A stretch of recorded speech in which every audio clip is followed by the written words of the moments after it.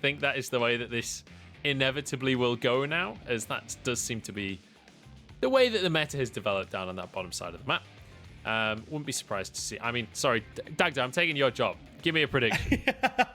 I know, it's all good. It's all good. You got the Xayah. I mean, you were doing such a good job. I didn't want to interrupt you. You know, you've basically just nailed everything so far. I've been I know, it shows. It shows. However, look, whoa, okay, I wasn't expecting the quick lock-in at the Gragas. Now, again, we talked about, hey, you know, Gragas coming into this is a flex because we just saw Karsa play jungle. However, can be played support, can be played for 369 in the top lane. And it does dissuade picks like the Renekton on the opposite side coming in for Coulter, these easy blind pickable champions. And when we talked about already how volatile this top lane matchup is going to be and how both 369 and Colt really want that counter pick, it's nice to have that option there on the side of top esports to flex your muscles a bit. So we do see the Leona from Chance as well. Leona is one of the supports that has been exceptionally high priority. Although I feel like we have the luxury here in the LPL of being on 7 days a week. So we see the meta shift like every single day. We get to see the differences. And like yesterday, we didn't really see as much Leona. We didn't see it last game at all. So we are seeing things change up slightly. But it is going to be Alistar, Leona back to that bot lane matchup that we've seen quite a few times at this point. And now we have AP junglers locked in on both sides as well. We have both solo laners remaining. And we talked about earlier, the top side is where these counter picks often go for these players.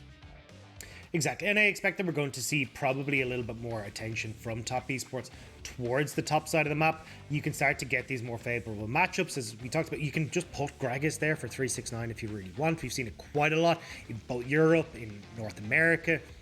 Ornn taken off the board means that potentially we're actually looking at Renekton top, maybe, but I'm curious to see if that's what they decide to go with and then flex that Gragas towards jungle or towards that bot side. So top esports looking to ban out top laners by the looks of things, whereas LGD, with the Lucian ban, it could theoretically be either lane, so maybe just banning out blind pickable champions right here that can continue to match the flex theme that we've got with this Gragas. Okay, that's a Renekton ban right there. Okay, yeah. Cool. So we know at least then that Karsa is more than is going to be taking this Gragas in towards the jungle. It does mean when we look at that bottom side of the map for the Xayah Alistar that chances are... Hang on. I was going to say that could have been like hey, you need to ban Renekton so we can pick Gnar. But I guess you can pick Gnar anyway, even if Renekton's available. Yeah, true. Either way, we know it's going to be a favorable matchup for 369. Super strong to get that top lane pick for themselves. I'm not sure really what you can go here for the counter pick. I mean, we've seen maybe Jace come in as the main answer, and Colt has played that before. Yasuo was the classic Gnar answer. I'm just going to throw it out there that is a thing that existed at one point in League of Legends. It looks like what they're going to do is just go towards the Camille. So Camille basically does the same. You can close that gap, make it a little bit difficult for Gnar to get away. But certainly now that you've got this pairing of, hey, we've got the Camille plus the Galio, you're playing very heavily towards that top side, locked him down with the Hextech ultimatum, get the Galio to follow up with the heroic entrance, and just put 369 in the dirt. So this is definitely LGD looking to utilize that at the level 6 point in time. But we'll have to see if they can get towards that stage, because honestly, when I look at Koi on this Lillia, not going to have as big of an impact, especially against something like a Gragas. So Karsa has his pick of the litter essentially here as to what lane he would like to play around and try to get some early advantages, maybe for 369. So he's set up nice and easy when we get to that level 6 point. And I feel like the composition that LGD have managed to grab for themselves is actually a very high value composition when you think about what's been strong over the last few weeks. When you think about week 1 and the start of week 2, the Camille was like first pick, first bat. The fact that went all the way to the end of the draft with a bunch of top lane bans in play as well shows how quickly the meta develops here in the LPL. And it's also interesting to see like new things pop up like the Ryze. The Ryze here coming in for Knight, which we basically hadn't seen at all in preseason, but now it's started to rise up a little bit in competitive, and it tends to slot into this kind of 1-3-1 style where you send it off in the side lane. And especially when you're looking at the likes of the Camille and the Galio on the opposite side, I like that you've opted in towards an answer for both those side lanes in both the Gnar and the Ryze here. It does mean though, as this game starts to go on a little bit later though, I still give the advantage over towards this this top or the LGD side because you've got just easier ways of joining in from the split push, like with the Galio ult. It's got a little bit more range than say the likes of the Ryze Realm Warp, and as well Camille will win out both against the Ryze and the Gnar come the late stages in that split push. So certainly LGD have got a nice little setup for themselves, can still team fight very effectively as well if you're going for a more tank oriented build with the Camille and that Divine Sunder. So I like what LGD have here and the answers that they propose to top esports. See if the answers are going to be good enough, because this is a Galio in the mid lane, which I will say have seen less of. A lot of the Galios this year have been down in that support role instead of the mid lane. So Uniboy, you know, this is one of the picks that you expect Uniboy to play well on. When we think back to his Worlds performance, stuff like the set as well were also champions that he really thrived on. So this is very much within his wheelhouse. And you can kind of set up Quay to be more of the carry around the midsection of the map, as Chance is going to face check on in here. They want to get some vision for themselves. Him and Kramer stepping forwards, and we'll just ward over towards the blue buff and back away. I want to go back to your Uniboy point, though, because definitely this is a champion that is 100% in his wheelhouse. He's played a lot of the set, the Galio as well. We even saw come out at Worlds. But the big thing here is actually running the Predator in this mid lane as well. It means that he's very much looking to have an influence in the early game on these side lanes, try and run people down with the Predator and that taunt, and maybe set up for Koi in these early aggressive mid lane plays. However, Knight is on this Ryze, and Ryze does very well against Galio in his ability to shove the wave. We saw it against the Twisted Fate the other day, where you just don't get the opportunity to roam because your wave's cleared out before you even get a chance. What is happening? They're just chasing each other up and down the lane. This is a low health top lane right here, and that means it's a volatile top lane. We could have a kill coming through. Both junglers are pathing in that direction. He's moving to the mid lane though, actually. Yeah. This is something that Koi has done before, where he, on these pushing matchups, he'll move across the opponent's side and try to commit on towards these Raptors, but he's actually too late. Karsa's already started these up, but it means they get to play Knight here. Koi comes in and gets the slam as well. Huge damage on Knight. Just has to back away, and now Karsa is alone on the chickens. He's not going to be able to do much here. Has the smite available. Does not have a ward in, and it means Quay can grab this chicken for himself and back away. Nicely done by the 2v2. And this is actually something that they did against EDG as well, which is why I was talking about these really cool, unique pathings that Koi does in the early stages to get these leads. If he's got a pushing mid laner, like you've got in the Galio here in the mid lane, he'll just run through mid, help you push in those last few creeps. You're not really losing it much as the mid laner, and get on towards the Raptors and set the enemy jungler behind. Oh, Knight flashing forwards, gets the root, looks for the damage, doesn't quite have enough. One more Q would do the trick, but an E is going to have to suffice. Knight with the solo kill in the mid lane. Beautifully done from Knight, just realizing exactly how much damage he can, and Uniboy overstepping, not realizing how much damage could be turned around there by Knight. And now again, we said, hey, look, as you start to get towards this tier, you start to build up a bunch of this mana as Knight, it becomes very easy for you to control this mid lane matchup. You've just given a bunch of gold in towards Knight's favor, which makes it even more difficult now for Uniboy to have this ultimate impact when he hits that level 6. Uniboy with the question mark emote as he knows he messed up. He's got his boots now as well as that Dark Seal, so we'll be able to use the Predator to try and influence the map. Karsa is going to go for this bottom scuttle. It's going to be Quay on the top side. Let's bear in mind, 369 is low on HP. Cult has plenty of ways to force that fight if Quay wants to try and make a gank happen. And it looks like that is going to be the call here as he charges straight in. Flash for the stun from Cult. And I think 369 realizes there's no way out of this one. He's not even going to try and flash. Dark Harvest acquired and a kill with the leg sweep from Cult. And I like that they gift that over towards Cult. I was kind of saying, Cult, back off, back off. You want this Camille up and running because she's going to be the main source of that split push pressure. Now that you're starting to get this this Camille rolling, she can go towards the Triforce if she wants to go for that full split push orientation, which I actually wouldn't mind in this situation. But we have seen when paired with a Galio, they go Divine Sunder and Sterix. Here we go. They want to answer on the bot side, though. Top Esports diving, and goodbye, Kramer. Welcome back to the LPL, mate. I hope you enjoy your stay. Chance is going to just about survive for now, but Karsa, I don't think is going to allow that to happen any longer. Oh, JackeyLove has to flash away for the tower shot, but you know what? We take those. Are you getting a bit of deja vu, Munch? I'm feeling a little bit of deja vu. I mean, 2 early kills going over towards JackeyLove. Starting to get a little bit worried. Karsa on the signature Gragas as well. It's feeling very similar once again. Beautiful dive, though, from Top Esports. This is the kind of coordination that we were missing in the first 2 weeks.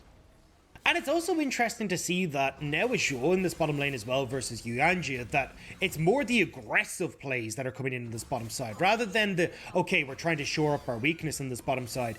It's an advantage that we're actually trying to snowball out of control. And I think that's the big thing for Top Esports now, is that they, with Zhuo coming in and being that more aggressive support, being that engaged tool, they've got a bottom lane now that has a strong laning phase, transitions into a strong team fight, and just makes Top Esports as a whole much more powerful.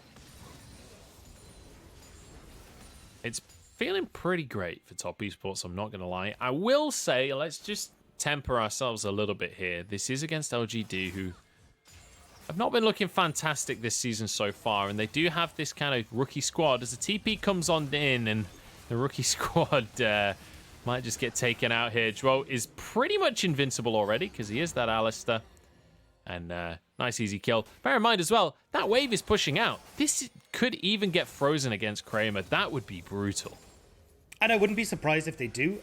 You still have another minute until this Rift Tower comes up, so freeze the wave, then get control where you get the slow push out, transition over towards that Rift Herald. Karsa's like, okay, which one lane isn't winning yet? I'll go gank for it. Cult's gonna go down here to the wall. Oh no, one more auto. 369 survives, jumps on top of Uniboy, who's trying to escape. 1 HP remaining, and Karsa chucks out the barrel. Nice little sidestep. Uniboy gets away with it. And I'm glad at least that LGD were able to turn that back around, because that was very close to being just Top Esports answering across the map, which is disastrous if you're on LGD's side. But, however, no, they're not going to go. So, I like the way Top Esports found that very brief window of opportunity, though, to make that play on the bottom side. This was that early play where Knight got the kill, got a little bit more CS, coming back to bite LGD. Actually, top one, eh? Karsa's predatoring around, and Uniboy's found him. You don't get to just recall that greedy. Uniboy charges up to the top side of the map, gets himself a bit of revenge, and now 369 wants to chase him, but it's not happening. Uniboy, that was very cheeky. Very well played, and this is what I wanted to see from Uniboy. I want that confidence to come back that we saw in the LMS. Like, when he was over there, like, they finished 4th in playoffs with AHQ. We saw how good he was when he subbed into onto PSG in Worlds. Like, this guy has so much to offer. However, bot lane. JackeyLove has that Featherstone available, will use it immediately, has a route for Quay, but Zhuo goes down. It's support for support, which 2v3... TES are going to be happy with that one, because JackeyLove keeps his bounty. Yeah, just about, but 4 kills for JackeyLove. This Xayah is going to be huge. She's going to be able to hit that 3 out of spikes on him quick, but top. Dagda, it never ends here. It never ends. Colt will be able to get his hook shot, though. Jumps over the wall. I thought that was going to be interrupted by Karsa. I thought that was a guaranteed kill. But these are kind of wins for LGD in their cross map plays, because you are getting the shove and bot. You're at least buying a little bit more breathing space for Kramer, get maybe some of these tower plates, although not quite able to pick one up for themselves there. And Colt is absorbing this pressure, but he's getting out. He's already been accelerated with the kills as well, so losing a bit of CS is not going to set him drastically behind. But the scary thing is, Top Esports realized they need to shove it. Chance and Uniboy had the audacity to try and clear the minion wave there, and Top Esports were like, whoa, this is our mid lane. You don't get to clear minions, and immediately start the fight. Yeah, I mean, look, they're just looking to try and get anything rolling here, but it's a battle across the board for lane advantages. So, as we were already saying, Gragas playing towards top. Top Esports realizing they need to shut down Colt, who's starting to get a bit out of control. They already have JackeyLove and bot, and Chance wants to shut him down. Yeah, he does have to use the cleanse, has flash available, but Zhuo's coming in, and I think they might just fight this one instead. Root onto Kramer, 1 or 2 more autos would finish off the trick. He doesn't have any summoners available. He's knocked up, and Zhuo's just going to finish the kill himself. He doesn't need an AD carry. In fact, donates it with the Q. That is beautiful to see. Now Chance trying to escape, but Karsa's not going to let him. Explosive cast is Quay knocked back into the fray. Karsa gets the other one. They finish off everybody. God damn, Karsa, take a bow. That was beautiful. Coming in over the wall. That was a blind cask to hit on towards Koi, to send him into the lovingly waiting arms of Zhuo, and top esports are able to pick up everybody. But this is just the beauty of Karsa, the control that he exerts, his ability to track the enemy jungler, to set up and counteract these plays, and it nets the kills on bot side. 5 kills now for JackeyLove. Gale Force already completed. Let alone how quickly he's going to be able to pick up the likes of this Essence Reaver and Infinity Edge. JackeyLove is going to be massive, and JackeyLove can take over this game. There is no is going to be. He is massive. JackeyLove is monstrous with his 5 kills. Just look how he plays this so confidently. Still has flash this entire time. Just knows he doesn't need it. Yeah, knows that he's got the help coming. Knows that once he's got the cleanse, he can at least create enough distance that Kramer can't really get the damage that he wants. And from that point forward, well, it's top esports. But watch this. Karsa, this is blind. Just beautifully predicting where they're going to be. And you can even see the step back tries to come through from LGD. But Karsa's just got a 6th sense, man. He knows where you are. I don't know if we're allowed to call them blind casks anymore, Dagda, or if that's against Twitch TOS these days. True. Bit of a controversial I don't know what I'd call joke. them. Yeah. Anyway, moving swiftly on before I get myself fired. LGD now going to be trying to grab themselves the Rift Herald.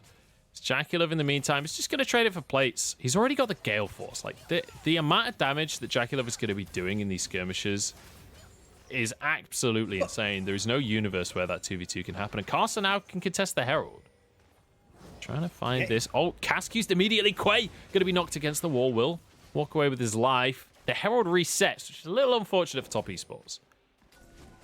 It resets, but they got the victory. I mean, Koi's taken way too low. Cult has no mana. They're all just forced to back away. So they do get the objective while keeping JackeyLove and Zhuo on this bottom lane. Because, I mean, I just want to draw the parallel here. You're 30 CS behind is Kramer. You're 3 tower plates behind. And you're 4 kills behind. Like, this Kaisa is going to get to Gale Force at the time that JackeyLove is probably 2.5 items. Oh my god. I don't even have time to cast this. The speed at which Kramer is eviscerated. You said 3 tower plates. I think we're going to turn that into more. Because Quay, he wants to try and contest this. But Zhuo's tanky. Doesn't have his ult available. So the dive might be a little bit dicey if they try and go for anything there. JackeyLove will get tagged by a swirl seed, but he's not afraid of no slumber. You can't do anything. He's not afraid of no sleep. You can't do anything. If you try and engage on that, it's cool. I still got Featherstorm. I'm still full health. I still have cleanse. I still have flash. It's just you sitting there and just JackeyLove taking your hands and going, stop hitting yourself. Stop hitting yourself. Why are you still in my lane? This is my domain.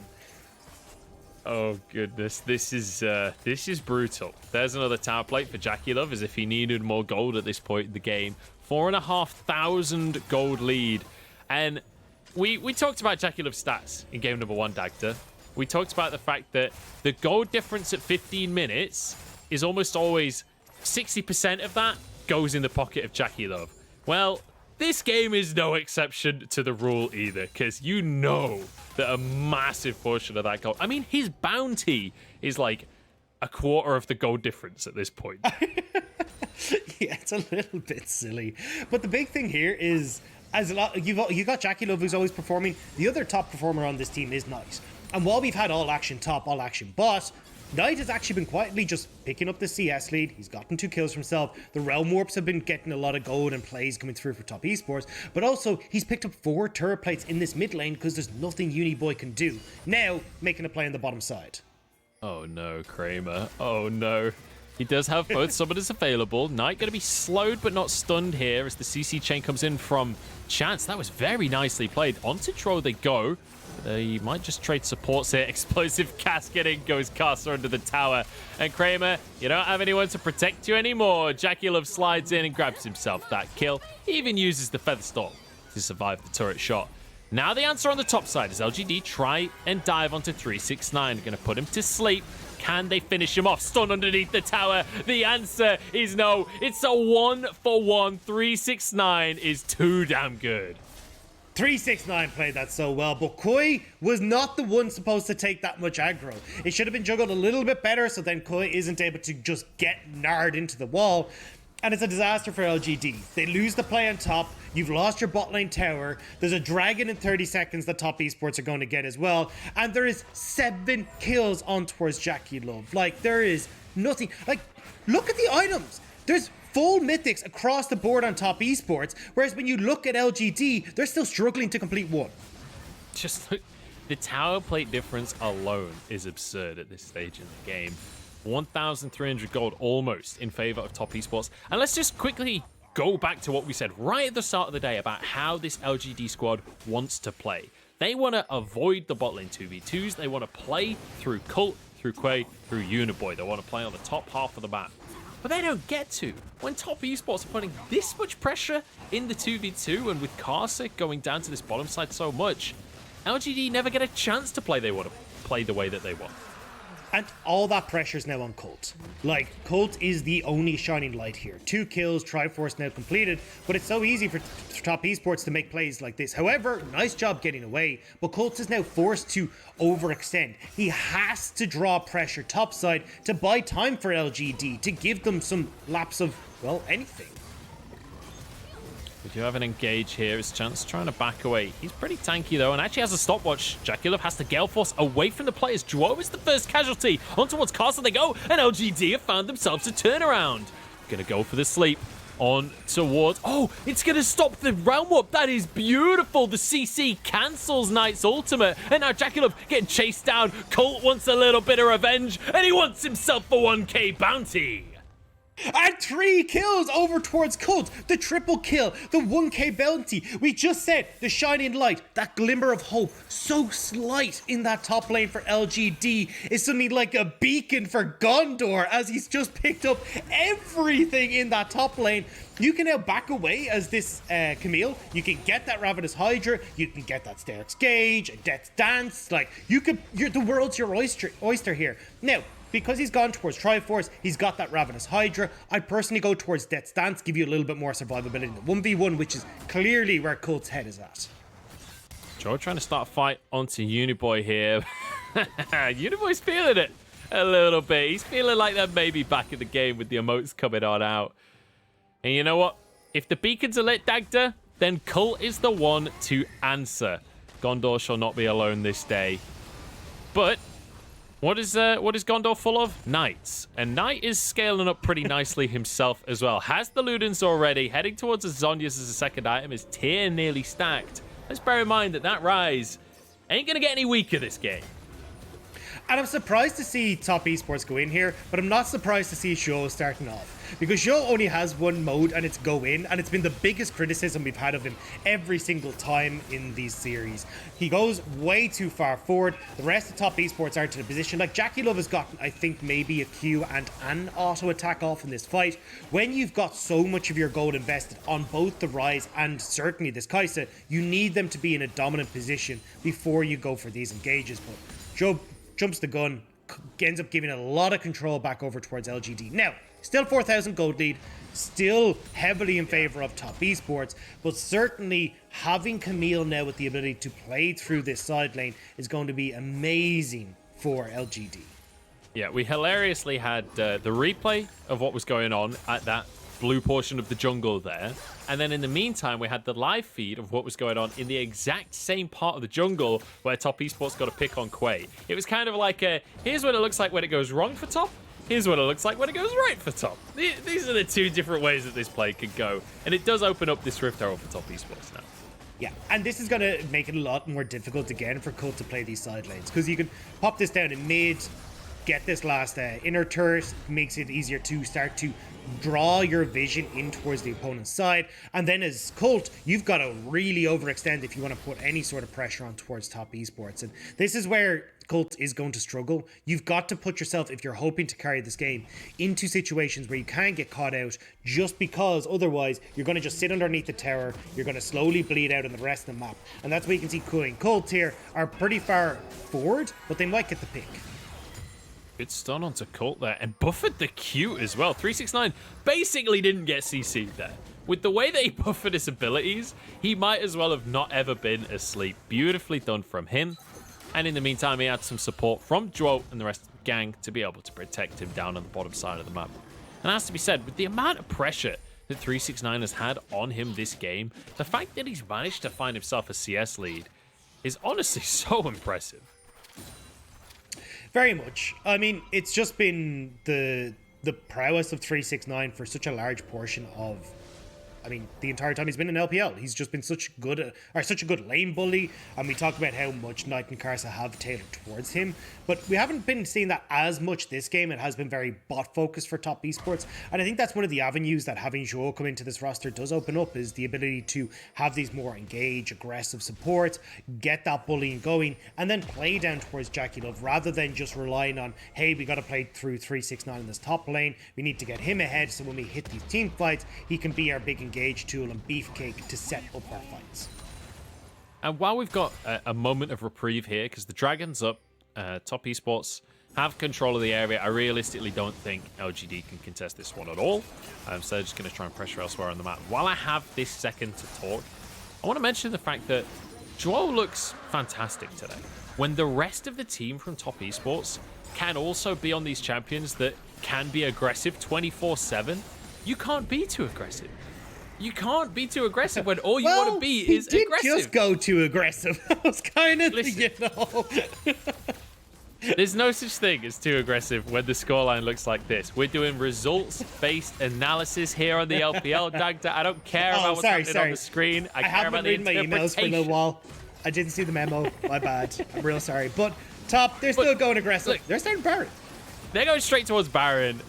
Zhuo has looked pretty great today comparatively to what we've seen. Uniboy now wants to answer. Chance coming in from the side as well. 2,000. It's already gone. Smite comes out from Karsa, and now on top of that, as a cherry on the cake, they find themselves a pick onto Chance. Uniboy is totally alone, should be finished off fairly simply by JackeyLove here, as the rest of the squad does get collapsed on. Uniboy has survived in the meantime. Knock up onto Kramer, who's forced out of the fight, flashes away. JackeyLove trying to chase down this kill as Quay dashes out towards the top side of this one. Knight teleports in, but he's a little too late to the party. And now top esports can just run it up mid. I mean, this game is over. They have Baron, you've got Dragon that's out their soul, but pick onto Koi just to insult injury. I mean, there's not a lot that you could do about that one. The belly is too damn strong. Yeah, I mean, look, what do you do? Baron for top esports, they're pushing in all your towers. You've got a outer turret that remains on the bot side of the map. Dragon, soul, for top esports is spawning in 3 minutes. Top esports just shove in all your waves, keep you underneath your towers, and then they just skedaddle back over to pick up that dragon as it spawns. There's just little that you can do here as LGD side, and the biggest issue here for this fight was just LGD were all over the place. They were already massively far behind, but when Quay isn't in a position to join in this fight, Kramer isn't getting anything done. You don't have that combo that we set up already between Colt and Uniboy to start off the fight. It's just top esports running around like kids in a sweet shop, picking up whatever the hell they want and putting it in their mouth before the shopkeeper catches them. I swear, I don't have time to talk. I don't have time for anecdotes. 369, I mean, I guess I do, because there's nothing to commentate there. He's already gone. The rest of the squad's moving over, though. Top esports, they don't want to let someone go down without that casualty being answered. These are brothers in arms, and they certainly won't let their comrades fall. Down towards this bottom side. They do have 3 caster minions to work with if they want to try and siege this tower. Realistically, the wave clear ain't exactly fantastic on the side of LGD, and when Karsa can threaten the dive like that, gives an opportunity for JackeyLove to start hammering away on this tower. Looks like this tier 2 might go down, and JackeyLove even happy to tank a couple of tower shots for the effort right here. Mid lane does go down to minions, which is the second tower now for LGD, but top esports, I don't think are letting up anytime soon. The siege continues here in the bottom side. Yeah, Kramer's in top side. Like, they're going to lose their inhibitor tower. Like, what? What? Farmer Kramer tending to his crop in the top lane Screw here. the crops. And I think that this is LGD. This is not like a Kramer mistake. This is LGD making the call that we cannot defend this inhibitor. Let's just try and get something elsewhere.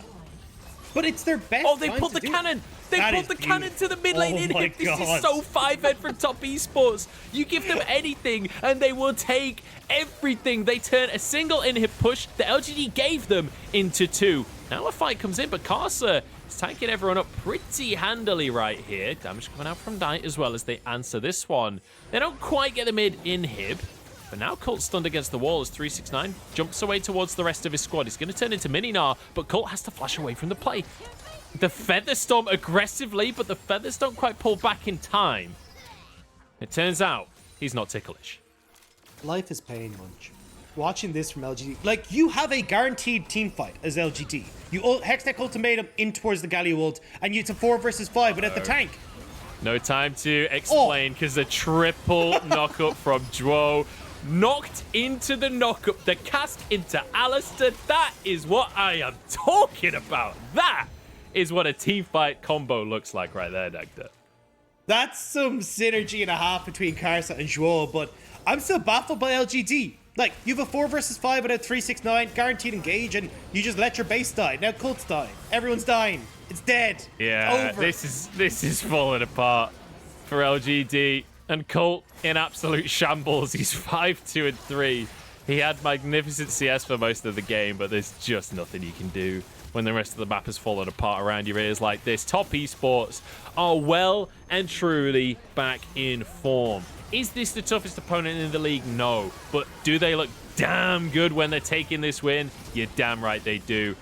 Padding their stats a little bit as they grab a couple more kills on the Phantom 369 with another questionable ult, but that's okay as the Nexus will fall. And Top Esports take a well-earned victory lap on this one. JackeyLove with his 11th kill. And let's... Oh, in fact, Kramer manages to dodge it as Top Esports take the 2-0. So, JackeyLove didn't die today, and he got 20 kills. No, he did. He died one time. Did he?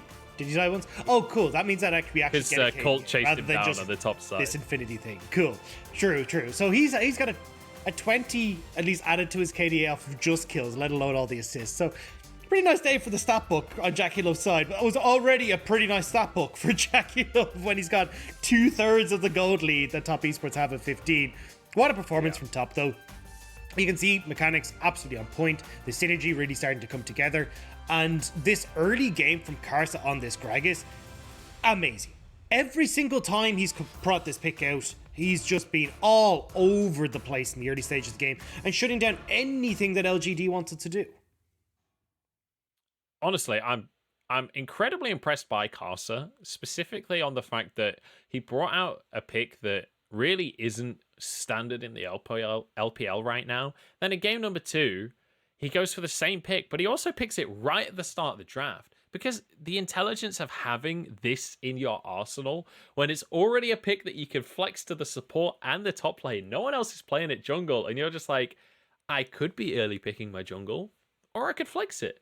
We'll decide when I find out what matchup I'm going into. It's just such an excellent extra feather in the bow, or a feather in the cap for Top Esports here.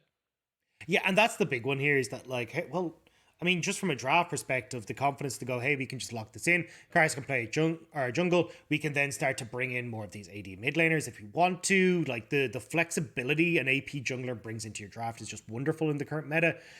But also, early game jungler.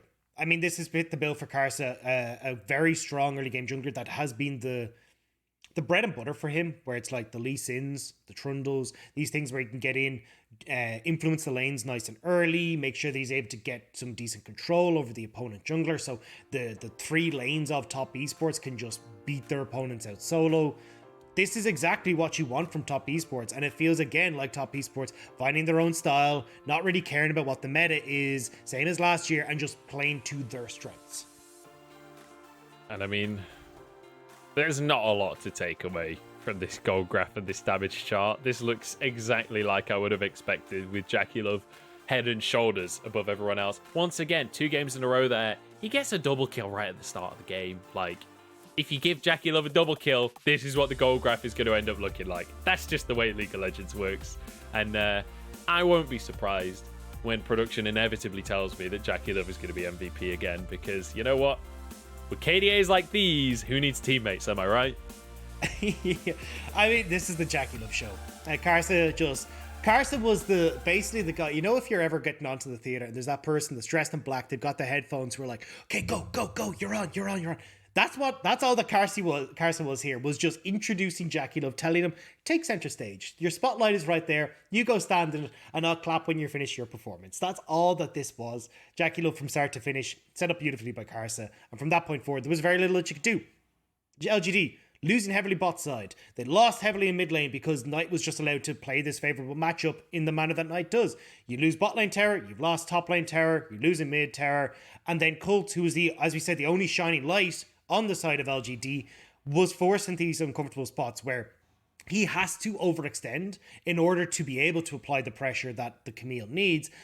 And without the backup of your team, without any sort of vision control, you're just giving yourself to be picked off. You're just giving yourself to these weird interactions and team fights. And unfortunately for them, LGD just end up losing out. Yeah, and I mean, let's just take a step back for a second and away from what actually happened in the game, and remember that coming into this series, even though Top Esports have had some dicey series, like losing out to Rogue Warriors, losing out to Suning, they did look really confident against Rare Atom.